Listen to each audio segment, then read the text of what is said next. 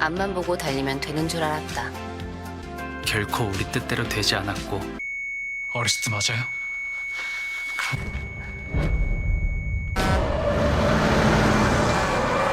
Kali ini Minette akan membahas drama terbaru dari Park Shin Hye dan Park Hyun Sik berjudul Dr. Slump. Tanpa berlama lagi, Dr. Slump episode 1, mari kita review. Seorang dokter tengah berusaha menyelamatkan pasiennya di ruang operasi, namun berakhir dengan kegagalan. Sebelumnya, seorang dokter wanita tampak kesakitan, berjalan sendirian di tengah keramaian. Naas kejadian malang mendatanginya. Ia tertabrak sebuah truk besar. Di Busan 2009, satu keluarga begitu sangat bangga, bahkan mentraktir semua orang karena anaknya telah terpilih sebagai seorang pelajar terbaik nasional. Siswi itu bernama Nam Hanul. Ia hidup dengan begitu disiplin, dan hidupnya ia dedikasikan untuk belajar. Sedangkan di Seoul, Yoo Jung-woo juga terpilih menjadi pelajar terbaik nasional. Ia begitu sangat heboh dengan teman-temannya. Sebuah kekecewaan terjadi di rumah Nam Hanul, hingga tiba-tiba saja Hanul mengusulkan untuk pindah ke Seoul saja dan menjauhi para ipar mata duitan. Sebelumnya, ibu dan saudara lainnya sedang melakukan hari peringatan kematian ayah Hanul. Lalu mereka mendesak ibu untuk menjual pabrik warisan saja, karena toh sudah hampir bangkrut. Hanul tak bergeming sedikit pun ketika pertengkaran terjadi. Ia baru berhenti belajar ketika waktunya memang sudah selesai. Dan benar saja, Hanul memang langsung pindah ke Seoul dan bersekolah di sekolah yang sama dengan Yoo Jung-woo. Seisi sekolah pun menjadi heboh, karena kini dua pelajar terbaik nasional ada di sekolah yang sama dan kelas yang sama. Perang akan dimulai. Ternyata kelakuan Hanul benar-benar di luar nulur. Ia belajar sambil berolahraga, bahkan ia meminum bubuk kopi agar tak membuang waktu untuk pergi ke kamar kecil. Jung-woo pun bergidik konyol melihat beberapa tingkah Hanul.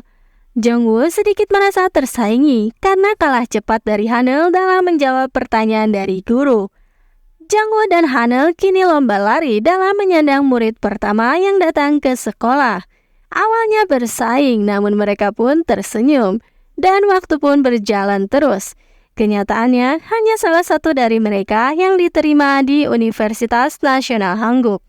Kini Jung-woo sangat terkenal karena ia seorang dokter yang visioner. Di acara alumni universitas, ia bahkan mendapat penghargaan dari Menteri Kesehatan sebagai ahli bedah plastik. Namun, terlihat ada satu kakak angkatan yang merasa iri atas keberhasilan Jung-woo. Ia adalah bernama Bin Dae-young. Yoo Jung-woo adalah definisi cerdas, cakap, dan dermawan. Ia bahkan menjadi relawan sejak mahasiswa dahulu dan bahkan menyumbangkan seluruh penghasilan YouTube-nya. Dengan semua hal yang dimiliki Jung-woo itu, dia pun begitu baik pada karyawan-karyawannya. Ia membawakan dan mengingat minuman kesukaan dari tiap karyawannya itu. Berbanding terbalik dengan yang terjadi pada Hanul, ia bekerja di rumah sakit dan selalu diberi tanggung jawab oleh profesornya untuk mengambil alih operasi darurat, padahal ia sudah tak cukup tidur. Bahkan ia disalahkan atas disertasi yang ditolak oleh profesor itu. Ia bahkan tak bisa istirahat dengan damai di rumah, karena baru saja Hanul sampai di rumah, ia sudah ditelepon profesor dan dipanggil kembali ke rumah sakit. Terlihat Hanul menahan sakit di perutnya. Kembali ke Jung-woo. Jung-woo yang sukses besar telah menjadi seorang dokter selebriti. Ia bahkan diliput televisi dan meluncurkan merek maskernya sendiri, dan juga membuka banyak cabang klinik kecantikan bedah plastik. Namun semua berubah ketika ia mendapat pasien wanita misterius yang terlihat dijaga ketat oleh banyak pengawal. Kabarnya wanita itu berasal dari Makau. Dan operasi bedah plastik pun dimulai. Operasi bedah plastik ternyata tak berjalan dengan lancar. Cairan merah ada di mana-mana. Dan monitor jantung pun berbunyi menandakan jika pasien sudah tiada. Ia tak selamat di meja operasi. Jung-woo pun kini diinterogasi polisi sebagai saksi. Namun ia mendapati kenyataan jika beritanya sudah tersebar luas. Kembali ke tempat Hanel. Kepintaran Hanel ternyata terus dimanfaatkan oleh profesornya. Ia sudah mulai merasakan perutnya sakit. Hanel dalam perjalanan bertemu dengan temannya ketika kecelakaan itu terjadi. Beruntung, ia pun lolos dari tertabrak truk besar. Hanel pingsan saat itu juga. Masalahnya cukup serius. Ternyata korban adalah ahli waris kasino dari Makau.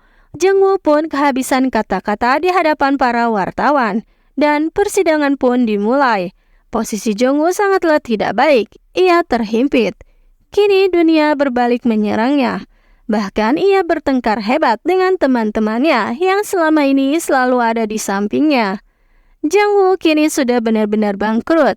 Ia harus membayar biaya penalti yang jumlahnya begitu besar. Tapi Jungwoo benar-benar merasa tak bersalah. Ia tak tahu kenapa CCTV mati saat operasi dan kenapa obat yang seharusnya tak ada di klinik malah ditemukan di kliniknya dan ada sidik jarinya pula. Hanel menjadi trauma berat dengan jalanan. Dengan bimbang dan masih kebingungan sendiri, akhirnya memberanikan diri mendatangi sebuah klinik kejiwaan.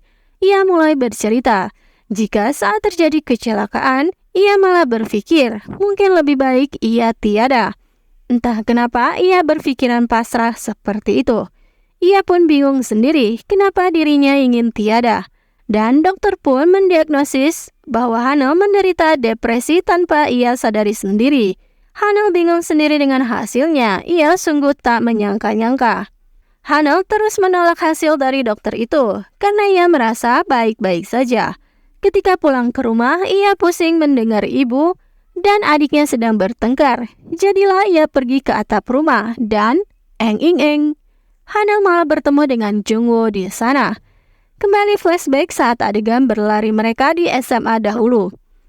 Hanel tak sengaja terjatuh. Jungwoo mengulurkan tangannya. Namun ternyata Hanel malah melewati Jungwoo agar bisa sampai ke kelas duluan. Flashback selesai. Dan kini keduanya bertemu di titik terendah kehidupan mereka masing-masing.